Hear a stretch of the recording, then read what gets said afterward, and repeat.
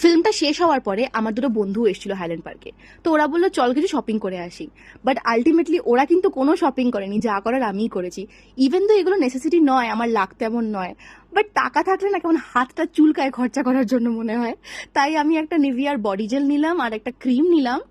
And তারপরে মনটা কেমন চিজ চিজ করছিল। কোনো ডিপার্টমেন্টাল স্টোরে গেলেই আমি চিজ খুঁজি, অ্যান্ড ফাইনালি আমি চিজ দেখতে পেলাম। আর যেটা 10টা স্লাইস থাকে আর কি প্যাকেটে, ওইটাই কিনলাম। And wait for the end, মোটামুটি টাকা তো খরচা করতেই হবে আমার। টাকা জমানোর কোনো সিন নেই, শুধু খরচাই করে যাই, না থাকলেও খরচা করে যাই। তাই জন্যই আমি নিজেকে গরিব বলি। অ্যান্ড এসব বিলিং করার পরে আমি তো একদম কন্ট্রোল করতে পারি না, সিন্স আমি চিজ খেতে খুব ভালোবাসি, তোমরা সবাই জানো।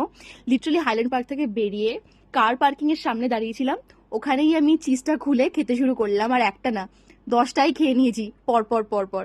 চিজ ইজ আলটিমেট লাভ, মানে কিছু বলার নেই, খুব খুব খুব ভালো লাগে।